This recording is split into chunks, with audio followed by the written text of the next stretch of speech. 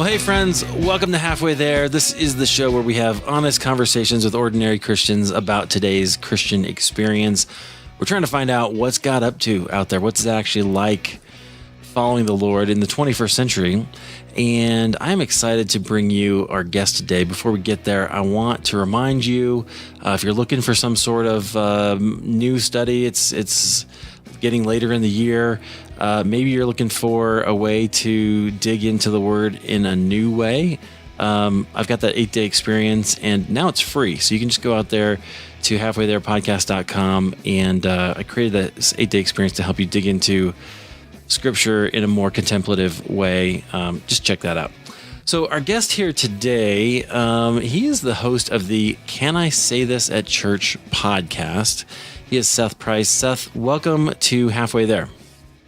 Happy to be here, Eric. Thanks for having me. Yeah, I'm so glad to connect with you because your podcast is one of the podcasts that I listen to when I get to listen to them anymore. I don't have as much time as I used to, but yours is one that I like to listen to. So I wanted to reach out and hear your story. We were joking a little bit ago that you don't start a podcast called Can I Say This at Church without having a story. No, yeah, I guess you don't. But yeah, it's a fun story. But it's definitely tongue in cheek. But for those that know me well, sarcasm is my love language. So tongue in cheek is right where I'm at. I love that. So that's fantastic, and I can't wait to kind of hear more about it and hear more about your mission with the show. Why don't you tell us a little bit about what you're doing now? Certainly with the podcast, but where else God has you, and then we'll go back after that. Yeah, well, I mean, just me as a person, you know, I live here in Central Virginia, right off the Appalachian Trail, right dead center, about a half hour west of Charlottesville. You know, husband, father, the normal things, and then deeply involved in my church. We recently are going through at our church a segment of time where we're not rebranding, but we're revisioning, like, where are we at in 10 years if we're still going to continue to be a church, because the writing for churches is on the wall, and we do a good thing. At least we feel like we do. And so what do we need to change? And recently at a meeting, the pastor had said, you know, if someone gave you an elevator pitch of why you go to church here, my answer was, y'all give me a safe place and still allow me to lead worship on a weekly basis while I'm continuing to question, quote unquote, what is biblical, or what is true and what is right and what is holy. And a lot of churches, that's not the case. So, I attend a church that allows me to be open and honest about my questions. And then, I run a podcast as well. Every time someone comes onto the show, I'm always amazed that they said yes. But yeah, I've been doing it for over, a year and a half now, and loving it. I don't think I can ever stop. I probably will eventually, but I don't know that I could yet. Yeah, well, it's a little bit addicting, isn't it? It's kind of fun to talk to people. Yeah, I mean, if I just think back over like last year of my life, like the names of the people that I've gotten to speak with, it's a privilege. Well, that's part of finding anything. People are so gracious with their time. Yeah. In a way that, like, if I emailed, someone quote unquote famous for other reasons, they don't care about me. But when you're talking about God, like, these people are genuinely ready and willing and able to. This is important conversation, so we'll talk about it. Like, if you're willing to do the work, I'm willing to talk about it, and it's so heartening. Yeah. So you have some pretty big names. Like, you've interviewed Brian Zahn. Has he been on your show a couple times? Yeah, twice. Yeah. So people like that, and I don't have the list in front of me, but every time I'm really surprised and impressed at the level of guests that you're able to bring on to talk about things. Me as well. if I'm honest, me as well. I love that. Cool. So I'm sure we'll get into kind of why you started the show as we get going, because I have no doubt that that's part of your story. But take us back then. So what was it like for you growing up as a kid? Are you you said you're in Virginia now. Are you from there originally, or? No. So I was born in Texas, and then my family lived in California. I've seen pictures, although I'm not really old enough, except for a handful of memories there in California. Then we went to Washington as a young child, and my dad was a pastor there at a church. And then he left the ministry, and my family moved back to Texas, where the safety net is in the family. I spent all of my, what we call your formative years, in the middle of, I grew up in Midland, Texas.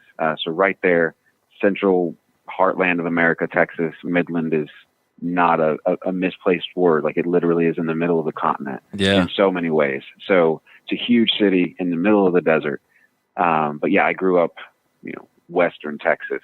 Friday Night Lights, for those listening, that is my hometown, not the show on the CW, the movie.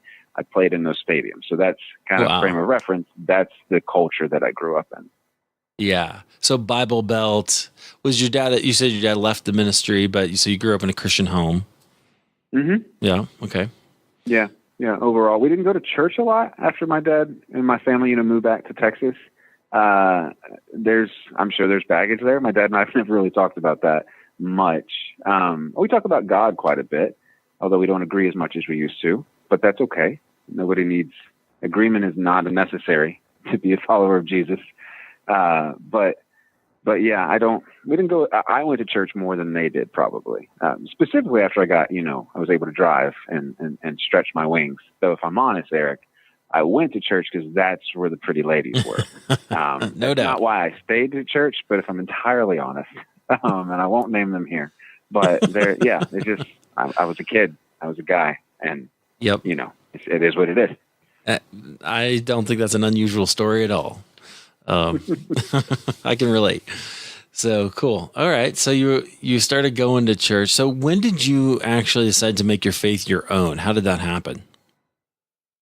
That, I guess, so you say make it your own, and by that you mean different from my family's? Yeah. Like, when did you give your life to Christ? And then when did that kind of become something that you realized you were really committed to? Yeah. Well, I remember, I got baptized when I was little, but I don't really remember that being impactful in my life. And so a part of me wonders, was it? And so I really remember, back at that church, youth group where I'm from in Texas is where Mercy Me, for those that have seen that I Can Only Imagine movie, all those little youth events they were doing, that was one of mine. Matter of fact, my wife was impressed that I knew so many of the lyrics of songs that she didn't know that were in that movie, but that's because they did our youth events. Wow. And I can remember they sang a song, and I can't remember the name of the song, but the lyrics are just about a guy being washed out at sea, tossing and turning, and there's no sight of land, no salvation, and then he meets God. And I remember that song distinctly. And that was when I, went forward, talked with Jesus, did all that stuff, but that would be the evangelical conversion story, I guess. But that was in high school, and it was an entire 180 for me. Like, I acted differently. People noticed. But I had a good community that I was plugged into at church there. And then that led me to going to Liberty. I'd already, been on the West Coast. I'd been in Texas. And the way I'm wired, I just need to see if I can do things for myself. I don't really like support groups much, or safety nets unless necessary. So I went to Liberty, and my faith didn't really change a lot at Liberty until I was maybe a senior or so. And one of the nice things about Liberty is they force you to have to volunteer in the community and do community service as a Christian work. And if you don't, you actually can't graduate. But it was through some of that and then some really close relationships that I developed at Liberty after I got out of college and, found out that the world is different than what the Bible culture will tell you, that not everybody that isn't Christian, they're not all terrorists, and they don't all hate Jesus, and they are entirely loving. But my worldview began to break, as what I was told didn't really match with what I saw. And then it really came to a close for me when my kids were born. It just redefined the way emotions worked in my brain and redefined the way that emotions worked in my heart. And it forced me to deal with some things emotionally that I don't think I was prepared for. And it broke apart my faith for a few years. Oh, yeah. Well, I like to talk about those stories because I think that it's a much more common story than we're often led to believe.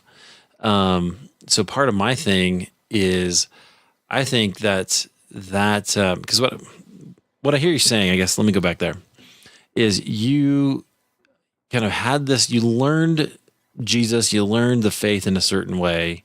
And Liberty is certainly one of those places, right, where you're going to get the standard evangelical party line, right? Mm-hmm. but then you had to you found yourself in a world that was different, and then you had to kind of reevaluate and realign kind of where is God, what is God actually, what it was actually happening here. Yeah. Right. Yeah. And in so many different levels, like, right. In science and in culture and in politics and just in everything. It was inescapable, just inescapable. And so I checked out for a while. I'm good at faking it. Never actually left church, but entirely checked out for a while. Yeah, which is interesting because a lot of people do, right? Like right now, that is a huge thing that concerns a lot of church leaders, is that people are leaving church. And I think one of the reasons is because they're not getting the kind of answers or experiences that they would like to have, Mm-hmm. Yeah, I would agree. Yeah. So, okay. So take us into that. Take us into that kind of that moment and what it, like, I don't know if there was a story about, so you mentioned your kids, not rewiring a bunch of stuff in your brain. Like, tell us some stories about how that began to kind of break down your worldview that you'd built up. Yeah. Well, I'm going to paraphrase some stuff from Richard Rohr. And so, even as a married man, as relatively successful in a career, I've been married for a few years. I played well with everyone at my church, and everything could be binary. Like, I didn't have to intentionally engage in things if I didn't want to. And if anything, when my son was born, it causes me to deal with questions that didn't exist in my marriage when we got married. Like, things that you thought you had talked through are entirely different when you're sleep deprived and when there's a human that the results of the conversation impact another created person. Right. Like what? Like parenting, or like how I'm going to answer questions when he asks why everybody doesn't have the same last name, because logically that's what happens if Adam and Eve are real people. Like, just simple questions. I found that as he got older, I was way faster to get angry, way quicker to I don't know how to say that. I would just flip the switch immediately, which my wife would say is because he's just like me. But that's not what Christians are supposed to be. You're supposed to be slow to anger and entirely forgiving, and that wasn't me. And so I realized how badly I was following Jesus. And I didn't really care to deal with it, but I knew that it needed to. And so there's so many stories like that. Just mostly stuff with my kids, and then how that would infer into my marriage, where I felt like I can say this and I know the right answers, but if people actually saw the way that I live, it is not anywhere close to those answers. And so I'm either a really bad Christian or I'm not one at all. And then, as I guess that's why I started the podcast, or one of the reasons, but I'm the kind that when I find a problem, I need an answer. Even if the answer is uncomfortable, I need one. I have to have it. And so I just began self-evaluating. If I'm going to do this and do it right, I can't fake this anymore. And if anything, Christian church in America is entirely easy to fake. You just have to show up, toe the line, answer with Jesus, only talk about Paul, and we're fine. But those answers don't work with a 5-year-old. Right. You can't explain the gospel to someone at that level using non-Christian terms. And I was wholly inadequate and unprepared to do so. Yeah. That's really interesting. So why do you think that is? Because the church doesn't, I've talked about this with my pastor, the church doesn't do a really good job at orthopraxy, to use a fancy word. Mm-hmm. We do really good at orthodoxy, like believe this and come back next week. Believe this and come back next week. But I don't think a lot of pastors, because they're afraid to run people off, preach messages or teach things that cause you to doubt, because they don't want you to doubt. I need you to come back and tithe. Like, my light bill depends on you coming back, and my kid's belly depends on you coming back. So I just inherently think that the way that, at least the churches that I were involved in, I'm sure there are churches that do it well. Not the church I went to as a youth. They just don't train people to go into the real world in a way that I can see things in a bigger view as opposed to A or B. Not everything is evangelical or not. Not everything is Catholic or Protestant. Not everything is Democrat or Republican. Everything is nuanced. And if you don't know what your biases are, you don't have a way to deal with them when you realize that you have them. Right. I think our biases have been framed in terms of they are true because they are biblical, right?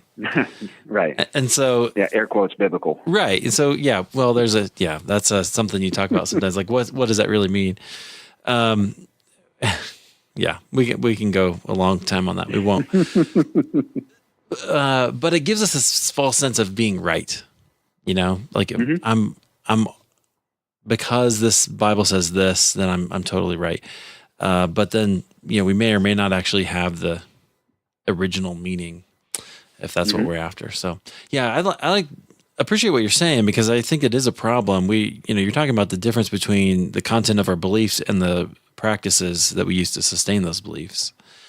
Yeah. And I think you're right. We don't really do a great job of helping people with that. We say read the Bible and pray, but we don't really ever teach anybody how to do those things. Right. And that's a problem. So, okay, so this was a problem for you. This kind of sets you on to this quest, right? Of trying to figure out, okay, how am I gonna, how am I gonna deal with that? So what steps did you take? What did you do? Well, for me, so from Liberty, and there are a lot of people like me that have come out of Liberty. Most of them just disengage. Many don't choose to stay involved in the church. I could tell you so many stories that aren't mine. That's really interesting. Of that over and over. Well, yeah, it is. And I'm sure it's not just Liberty. I'm sure Oral Roberts and Pensacola and Azusa Pacific, other schools that have an implicit religious bent have the same issue. But it can't just be Liberty. There's no way. But so there's really 4 to 5 really close friends. And these are friends that, like, if I was struggling with pornography, or if they and their spouse were having an issue and we're thinking about divorce, like, these are the people that I call. So I was just open with them. And what I loved is we talked, some of this is in a huge thread that you can go back and search. And it's been really helpful to see how people have grown over the years, or how they've changed, or to call me out on my crap sometimes, because that happens as well. And I was able to openly doubt in a private group, if that makes sense. Mm-hmm. And I didn't get badgered. I didn't get told I was wrong. Instead, what I got told was, if you need somebody to talk to about this, I'm here. I don't have any answers, but if you need to get it out, get it out. And over the course of years, I took notes. I broke things down. I dealt with inconsistencies, and I just tackled one thing at a time. Like, one of the first things I tackled was whether or not Mary is a virgin, and whether or not that even matters, if it's a question that needs to be asked for me to believe in Jesus. And then that led to the next one, which led to the next one, which ultimately is what led to the podcast. But without that small group of friends, I have no doubt that I would not be a follower of Jesus today. I would have eventually become frustrated and checked out. So I guess in a way, they are as equally responsible for whatever I am now, for good or for bad. Well, how important community is, right? Oh yeah. And I think it speaks to the need to hold that space for people. That's a phrase I keep hearing around: hold space, right?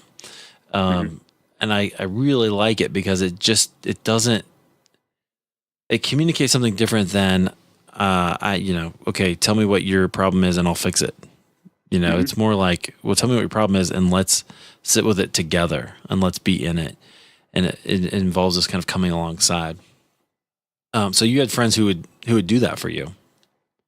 Yeah. How did you? And still do. I mean, we do that, and we've done that today. Matter of fact, we've had a conversation today on the church's complicity in racism, and what do we do about it? We don't have any answers. We're still nuancing it, and nor do I think we'll have any answers. The fact is, we're talking about it. We're not sweeping it under the rug in any way, shape, or form. Yeah, that's a big mess. yes, that's one way to put it. All right. Yeah, well, so that's interesting, because so just along those lines, I think that yeah. So you mentioned like binary, right? So one of the problems is it's not quite as clear and clear cut, I guess, as we'd like to make it. So whether it's that issue or I don't know about the Virgin Mary thing. Where'd you come down on that? So personally, I've come down on, if you need her to be a virgin for you to believe that Jesus is divine, then I'm all good with that.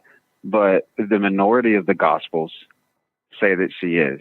One of those Gospels basically proof text the prior Gospel, and many of the church fathers and also Paul, which everybody loves Paul in the Western church, aren't really ultimately concerned with that.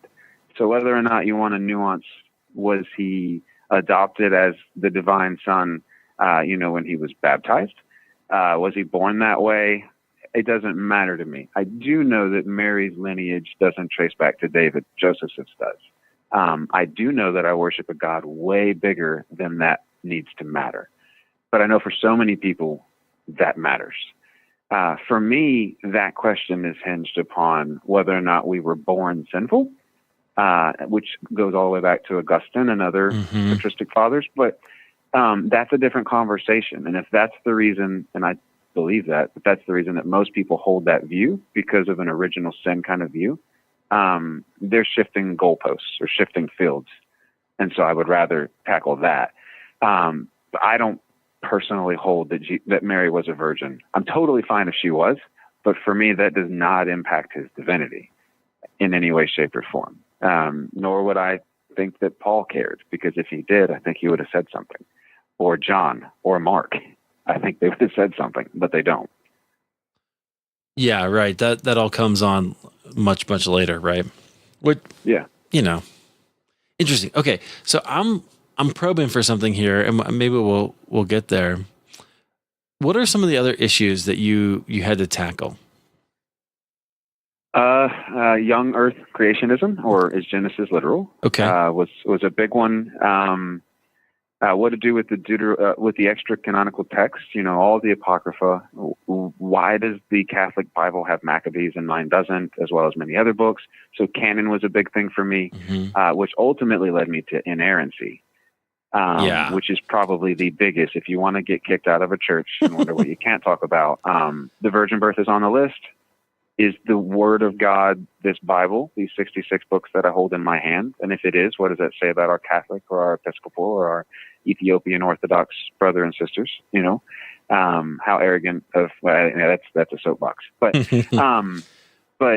so really inerrancy is probably the thing that I get in the most trouble for, and whether or not the scripture is inerrant. Yeah. But once I tackled inerrancy, it really freed me up personally to not have as many problems, because I'm beginning to see intentional nuances in the scriptures that I think is the point, that you're supposed to wrestle, as you're supposed to wrestle with God. Like, you're supposed to chew on this and intentionally think on it and pray on it and see how it changes you.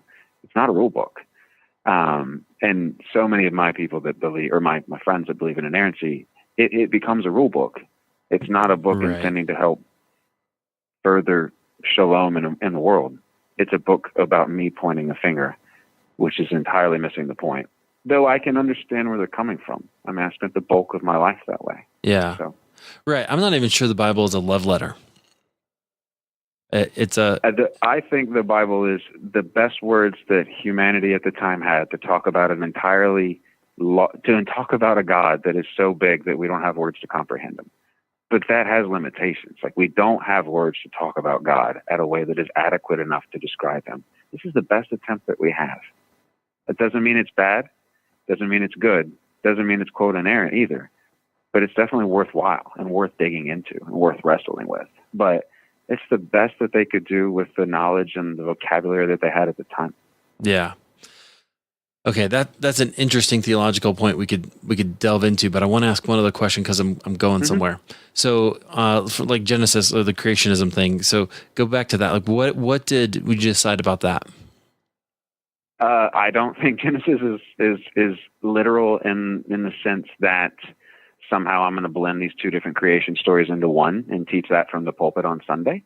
Because I'll tell you right now, you'll confuse a 5-year-old if you do that. I've seen it personally happen. I think that it is entirely a metaphor of the way that a culture at the time viewed the created world to be ordered, entirely influenced by, other cultures and other religions of the time, while people are writing this out of exile. And I think that because there are so many other things, the themes of exile, So many other things that are alluded back to, and intentional Hebrewic words that have been, inserted in there that Paul alludes back to, Adam and Adam, like everything has an intention. And to read it in a literal way is a way to read it. But I think you learn the smallest amount if you read it that way. But I don't think it's 6 literal days. And I don't know, honestly, at least some of the Jewish scholars that I spoke with, neither do they. And I'm going to defer to anyone's judgment. They've been wrestling with this text far longer than anyone in the Western Church has. Their entire civilization is founded upon it. So, right. But I don't need it to be 6 literal days, because I don't think, much like the virgin birth, that doesn't matter for who God is. And if it matters to you, that's fine. We can wrestle with it, at a personal level. But if that doesn't alter the way that I do what I'm instructed to do as a follower of Jesus, I don't see how believing in 6 literal days or 6 epochs or believing that it's a metaphor should change the way that I love others as myself and the way that I love God, like the way that I treat my neighbor. I don't see it impacting that. So for me, it becomes kind of a non-issue. Yeah. Okay.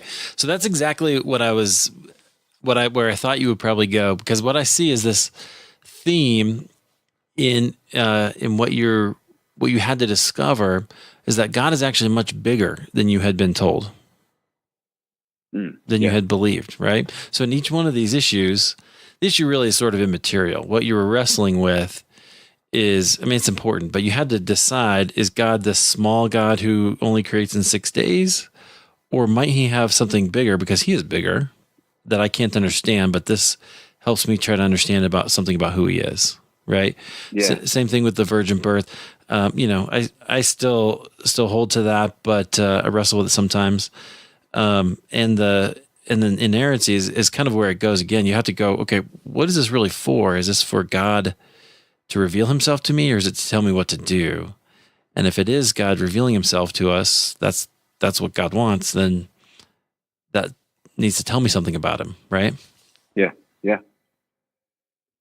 And to stress that point a little more that you just made about God being bigger, the universe is still expanding. We can observe this. I worship the God that created the universe. And so if the universe is expanding, so should my knowledge of God. And so is God. Like if it's all expanding. There's no way that I could possibly contain him in any amount of words. Every time that I or you or anyone talks about God, the best we're grasping at is a metaphor. It's always, the best we can do is always a metaphor. And the best representation that we can talk about God is who Jesus revealed himself to be, which still is so small. Like that's literally the best way we can describe God, is what happens when he becomes a human.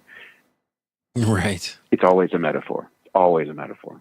Yeah. Well, that's really it's the best we can relate to, because we're used to relating to people, right? But Jesus brings the fullness of who God is to show us who he is, that we can see it. Yeah. I think that was one of those things for me too, that was very powerful when so I went to seminary here in Denver, and when I had to write my big paper about what I believed, writing about revelation and realizing that Jesus is the full revelation of God, and then scripture, and then having to even add like miraculous kind of things, mystical experiences onto that list of ways God reveals himself, was kind of eye-opening, because I hadn't been taught that really ever in a whole lifetime in church. So, absolutely. Yeah. Interesting. Okay. So you're asking these questions, you're discovering that God is bigger. You have a safe place to do that. What is it? So where does that kind of take you? Well, for me, it took me to honest conversations with my wife. I can distinctly remember having a conversation with that small group of friends. And that's honestly where the name came from. I think it was Josh that said, "What if you asked your pastor this?" I was like, "I don't know. I don't think I can say that at church," which offhand is, I just wrote it down. Yeah. As I read back through the notes, that's where the name kind of came from. Like, I don't know that I'm allowed to ask this. He's like, "Then you're at the wrong church." And so then I ended up asking my pastor, and I remember him saying, Barrett said, unasked questions are entirely more dangerous than badly answered ones. So don't take anything at face value. If you're looking for an answer, I'm not going to give you one. I'm going to give you resources and we'll go through this together. But if you're looking for me to give you an answer, that's not how this is going to work. And so that's kind of where all that led, a few years ago, 4 or 5 years ago, well before I started recording anything. But that led me it gave me permission to begin documenting where I was at, which has been a blast to go back and reread through some of those things. It ultimately resulted in me needing to do it in a way that the only way for me to keep it honest was for me to do it publicly. So. Oh yeah. Okay. So what do you, when you look back at it now and you go through those notes, like what do you see in yourself? Like what do you... Yeah. So, the notes were written mostly to me. And so what I see is a more honest version of me that I'm just now beginning to be able to articulate, because I still used to care. I still slightly care, but I used to care way more about what the people in the pews, what honestly my wife thought. Like, I cared more about what other people thought about how I viewed God in Scripture than I did about what God thought about how I viewed God in Scripture. But as I go back through the notes, that was really the only place I was honest. And it's in a documented way. And so I can see myself working through things and chewing on things in a very honest way, which usually we don't keep record of that kind of stuff. And so for me, it's been so beneficial to navigate growth, but to also navigate things that I'm continually wrestling with, like things that I've been dealing with for years, just to continually navigate those things. But I like having the documentation of it, because I find those words are the most true version of me, because they're written to me with no filter. Yeah. Wow. Okay, friends, if you didn't catch that, journal your conversations with God or your conversations about God.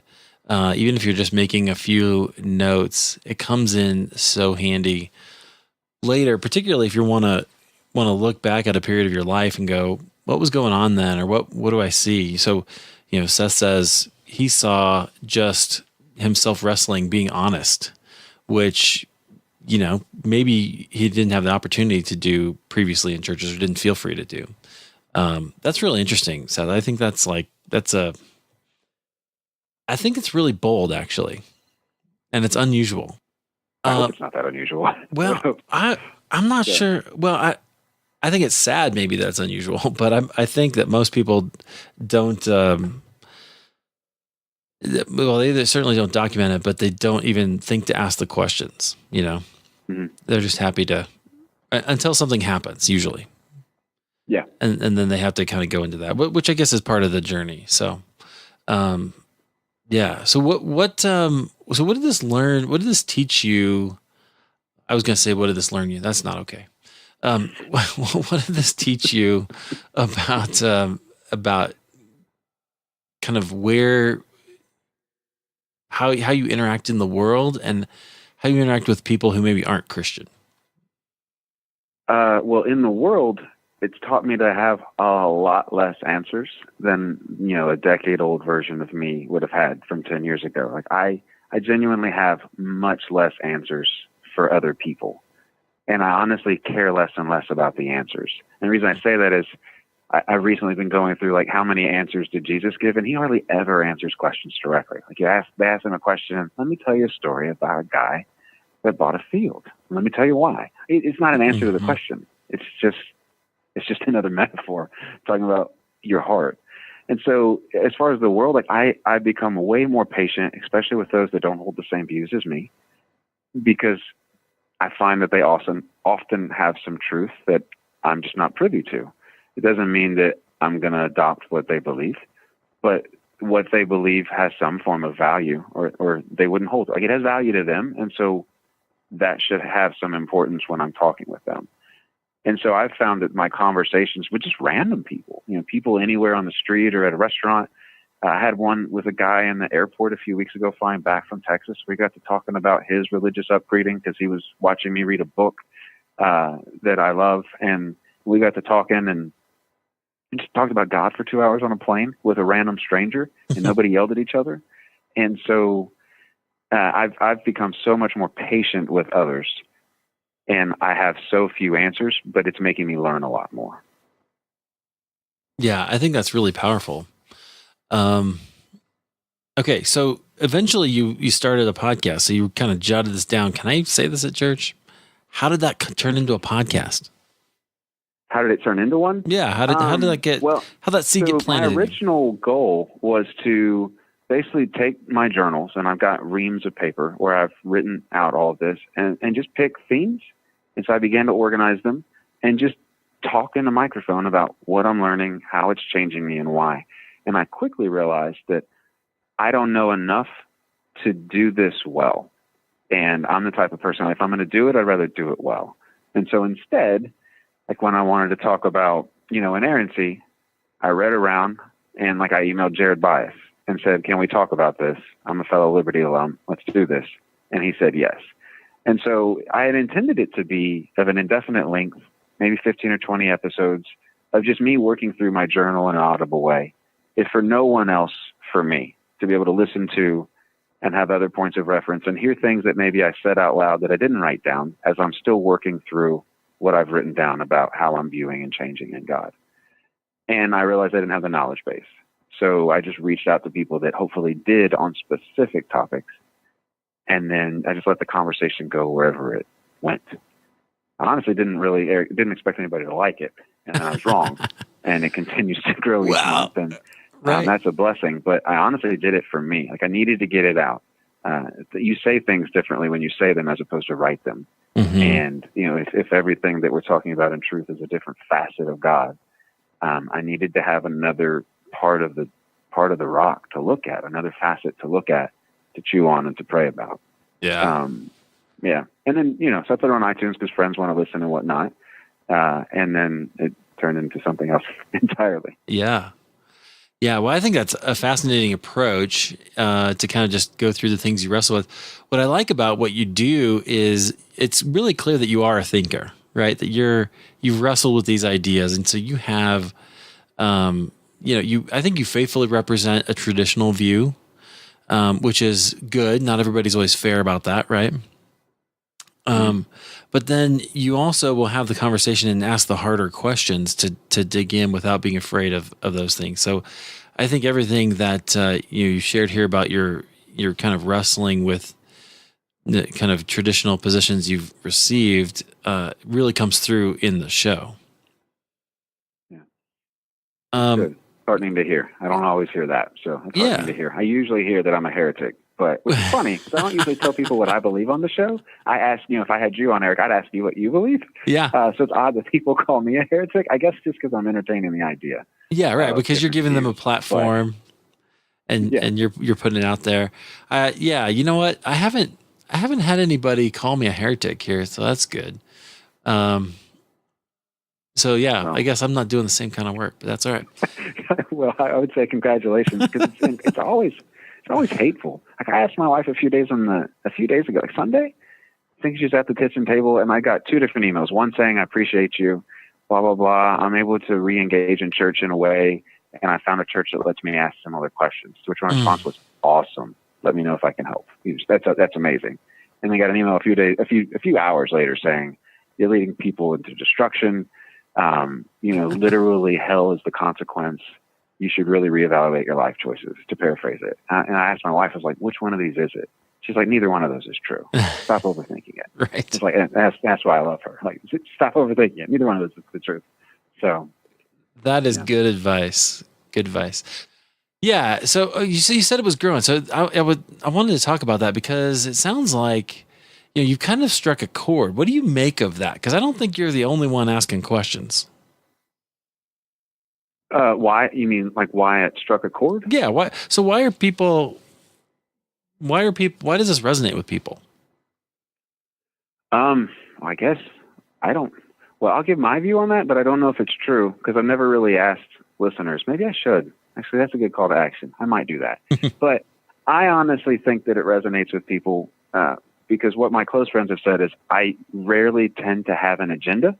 And so I'm approaching the conversation with I literally have questions and the questions aren't pre-planned. They're usually right in conversation. And I'm not out to get the guest. I'm not out to get a soundbite to hurt somebody. I'm genuinely need somebody to help me. And I think that comes through hopefully in my voice or in the questioning of I'm not arrogant enough to think that I have this figured out, nor does the guest. And hopefully the ones I bring on don't think that they do, or at least don't come off that way. But honestly, I think it's just that. Like, I feel like I hope that people can hear that I'm not out to get anybody. I'm trying to be as genuine and as transparent as possible, which I think is rare. Everyone tends to use their platforms to benefit themselves.